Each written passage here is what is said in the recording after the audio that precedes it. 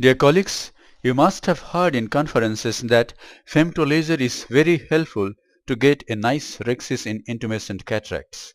Yes, it is. But if you do not have a femto laser, this is how you can do a manual capsulorhexis comparable to a femtorhexis in intumescent cataracts. Please watch this video carefully.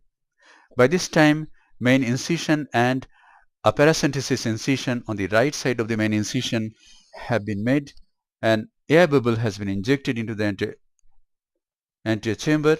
Now trypan blue dye is being sprayed over the anterior capsule of the cataract. The dye is applied, and immediately afterwards, within 5-6 seconds, the dye is washed out. This is a Simcoe cannula. The dye has been washed out. Now viscoelastic substance is injected into the anterior chamber.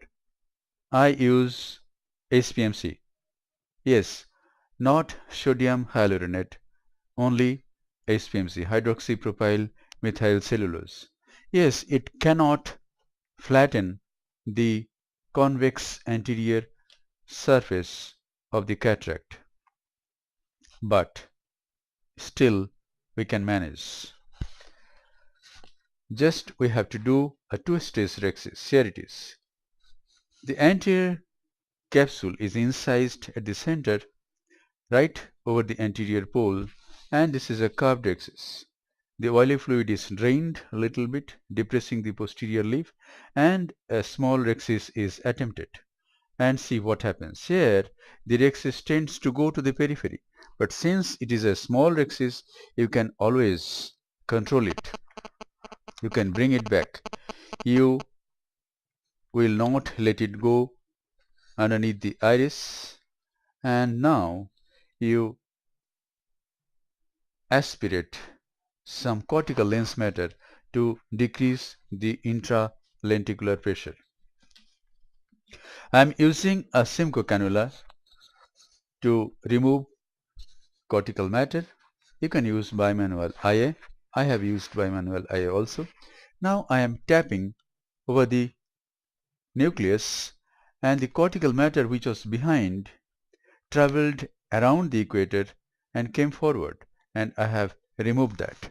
The intralenticular pressure is drastically reduced now, and the character of the cataract has totally changed. Now HPMC is injected again to protect the epithelium, and for better visibility, the HPMC has been sprayed over the epithelial surface of the cornea. And now one scissor is taken. A cut is made at around 8 o'clock at the margin of this mini rhexis. This capsular tag is held with a rotator forceps, and I remain at equal distance from the pupillary margin all around, and the pupillary margin guides me to do a round rhexis, and this is comparable to a femtorhexis. So even if we do not have femtorhexis, we can do a nice job. Now this cataract is not hard.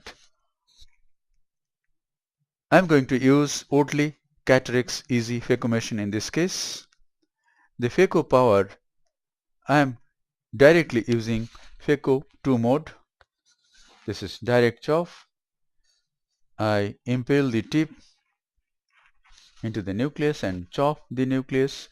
The phaco power in this case is 55%. Flow rate is 42 ml per minute, and vacuum is 420 millimeter of mercury. And this is the last fragment. So the nucleus is managed. And now this cortical matter is, lens matter is cleaned, This part of the video is edited. Viscoelastic substance is injected and the cortical cleanup is done. And now the incision has been increased to about 3 mm because I am implanting a multi-piece intraocular lens, 3-piece intraocular lens in this case. And whenever I implant a 3-piece intraocular lens, I want to go inside the anterior chamber. Now in this case, the leading haptic has gone into the bag, but the trailing haptic has not. So I rotate the intraocular lens, and when this trailing haptic comes again at around 12 o'clock, it goes into the capsular bag. Now we can see some white fluffy material sticking to the optic of the intraocular lens. This is a sensor multipiece intraocular lens. Sensor multipiece intraocular lens and Technics multipiece intraocular lens, when they are implanted, when they go through the recommended cartridge, the optic of the intraocular lens gets studded with this white fluffy material. So we have to use some instrument. I am using Simcoe cannula to clean the surfaces of the intraocular lens. And now I am using the irrigating probe of bimanual eye. I am irrigating over the surface of the intraocular lens. I want to do a thorough job, and as I clean the lens, at the same time all the viscoelastic substance that is there in the anterior chamber inside the capsular bag, they also come out.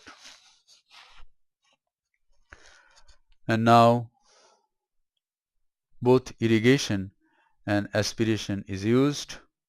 Some cortical matter was seen at around 4 o'clock. It is removed, and that's it. The case is almost done. Dear colleagues, we must be very meticulous in our surgeries. We must respect every cell of the patient to become a good surgeon. Now viscoelastic moxifloxacin has been injected into the anterior chamber.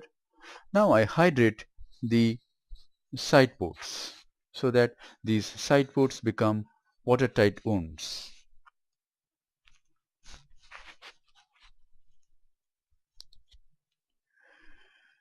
This is the final wash under higher magnification. I was surprised to see today that there was a cotton fiber just near the main incision. Even after examining the anterior chamber, in some cases I miss a cotton fiber. That's it. The anterior chamber is formed and the case is done. Thank you very much for watching. Hope this video will help you in developing your surgical skills.